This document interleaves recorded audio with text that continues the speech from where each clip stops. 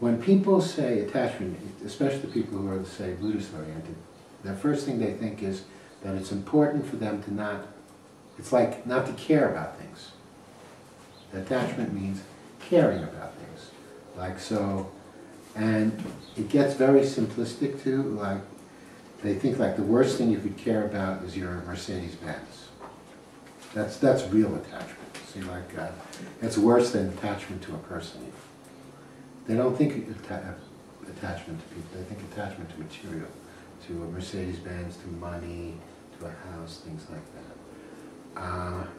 And this leads people to think that they're bad. So every time that you think about you want a new car or a new house or something like that, which is not going to solve all your problems, but it's not a sin either. That's not what they were talking about attachment. And then, so what is attachment, and what does it mean? Got somebody coming. What does it mean to work with attachment? Got it? Now, I'm going to try to come to this sort of three different angles and put it together. We are hardwired, without choice, it's not something that we're conditioned for, to seek pleasure and avoid pain. So, if being attached to your Mercedes is such pleasure, and somebody is telling you, come on over here, Aaron, where I can see you. Hi. If somebody thinks that by getting rid of everything that's pleasurable for them, that is development or a spiritual practice, it's not going to be a lot of fun. I mean, what do you get instead? You just kind of get rid of everything that you like. And not to mention, of course, that to go on to people. It's not good to be attached to people. So, what does it really mean to be attached to things? So I also watched this program on TV, which was hilarious, about drugs. And there was a very famous guy on who wrote a book called Tweak, which is, and he is a drug celebrity. And it's hilarious because he's been kind of addicted to everything, and he wrote a book about it, especially meth. And every once in a while he relapses. He has to, because it's his job. Who is it? I forget his name. But he's a good writer, and he wrote this book, Tweak, and it's a bestseller. But if he doesn't relapse every once in a while, it's going to be like everybody's going to lose interest in this guy. He's got nothing to offer other than his habit to, go into, and he goes into these places and gets sick. So they went through an interesting thing about drugs and the mind. Now, as I always say to you, from my point of view, when I say drugs, anything you take to alter the state of your mind is a drug. The alcohol is as much a drug as anything else. It's based on the same premise. And that premise is that you're going to ingest something into your body that's going to make you feel different than your consciousness would feel normally. I'm not saying that that's bad. I'm just saying that's it. It's true. The fact that certain drugs are legal and certain drugs are illegal is a political, cultural thing. It has nothing to do with damage.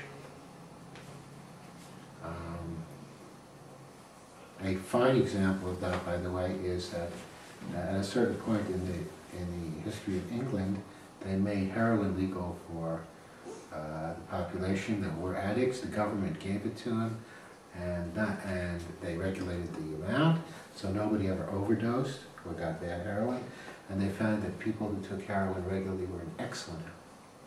And in fact, after they died, they did autopsies, and their organs were pink because they were sort of pickled. They were anesthetized. So it's not all about that. But the point is that for me what's more interesting was that when we take enough of our dependence dependent enough of drugs, the brain loses the ability to experience pleasure in other ways. You start to think that the only way you're going to get happy is that when you ingest a chemical. And then ways that you would have been able to get happy before, like reading a book or listening to music, don't make you happy enough. Okay? This is even true with something like coffee. That whereas you used to maybe love to just rapidly look at the internet, now you're used to coffeeing up before you do the internet. And now when you don't do coffee, when you do the internet, it's not as much fun as it used to be. Now, so, bring this full circle. So what is attachment and how do you have pleasure? If, and this is a very radical point of view, from my point of view, if you decide that the way you're going to have pleasure in your life is that you're going to take a lot of drugs and die young, it's your business. It's your decision. You're an adult. However, it's also okay if you decide you're not going to take drugs and live longer and learn to have pleasure in a more natural kind of way. See, it's not a moral issue for me. It's a practical issue. Then we have to look at how do people actually have pleasure, right? Now, attachment is the opposite of pleasure. Pleasure, as far as I've been able to tell, only really happens in the moment. It does not happen when you're anticipating anything. It does not happen when you're looking forward to some event.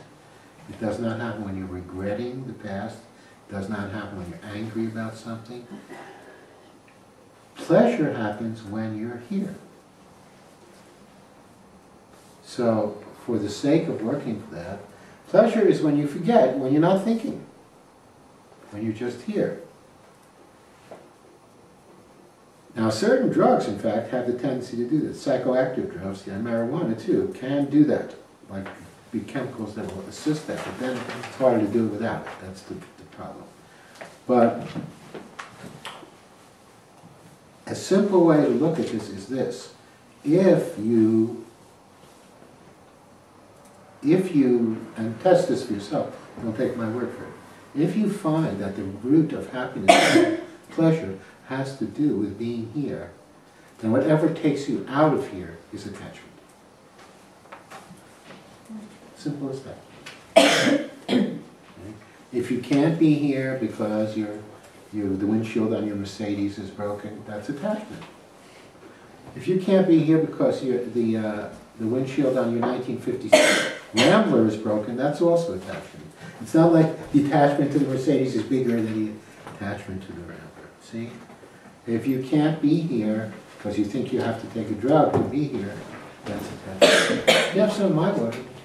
I'm good. Not really. If you project that you're going to be happy at some future date, that's attachment. So what you're attached to always is your own ideas of happiness, of pleasure, rather than being where pleasure and happiness actually happens, which is here. Simple as that.